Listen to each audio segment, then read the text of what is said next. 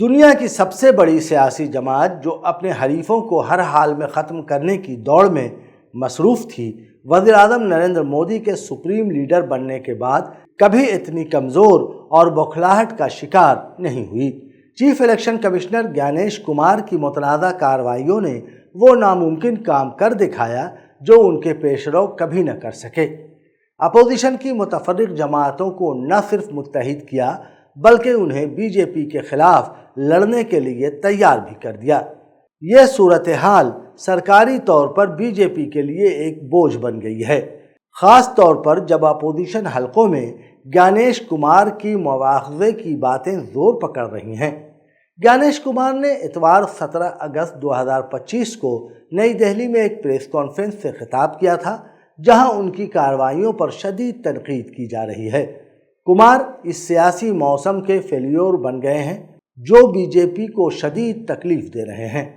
B J پی جو گزشتہ لوک سبھا انتخابات کے ایک سال بعد بھی اپنی فتح کو چیلنج کیے جانے سے بوکھلاہٹ کا شکار ہے، اب اپوزیشن کی طرف سے ووٹ چوری مہم اور بہار میں خصوصی انٹینسیو ریویژن SIR جیسے متنازع اقدامات کی زد میں ہے۔ اپوزیشن کی انڈیا الائنس جو چند ماہ قبل ہی موت کے بستر پر بتائی جا رہی تھی، اب ایک نئی توانائی کے ساتھ ابھری ہے۔ ناقدین اور میڈیا کا ایک حصہ اپوزیشن کی انتشار کو اجاگر کر کے بی جے پی کی ناقابل شکست تصویر پیش کر رہے تھے، لیکن وقت بدل گیا ہے۔ اروند کیجریوال کی عام آدمی پارٹی جو انڈیا بلاک سے الگ ہو گئی تھی، اب بہار میں ووٹ چوری مہم میں اپوزیشن کے ساتھ شامل ہو گئی ہے۔ یہ اتحاد اس خوف سے جنم لے رہا ہے کہ اگر اپوزیشن متحد نہ رہی تو وہ جلد ہی تباہی کا شکار ہو جائے گی۔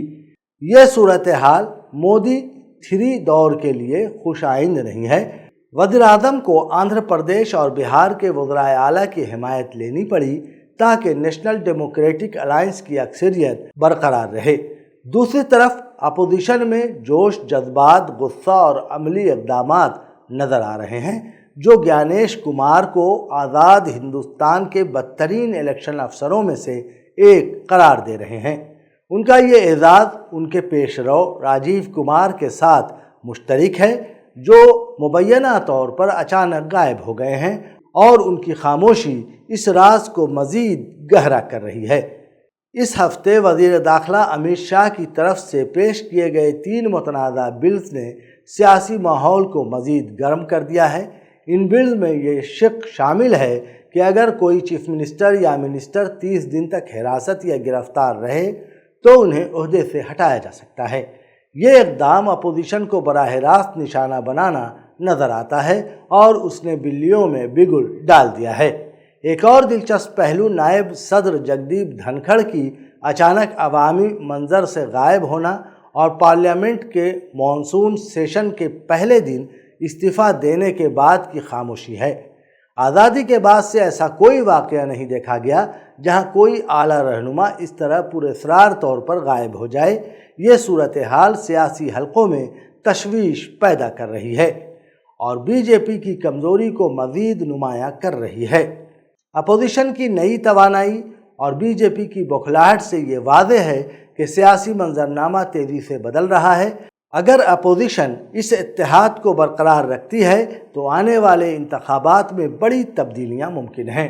تاہم یہ سارا معاملہ ہندوستانی جمہوریت کی شفافیت اور اداروں کی خود مختاری پر ایک بڑا سوال ہے۔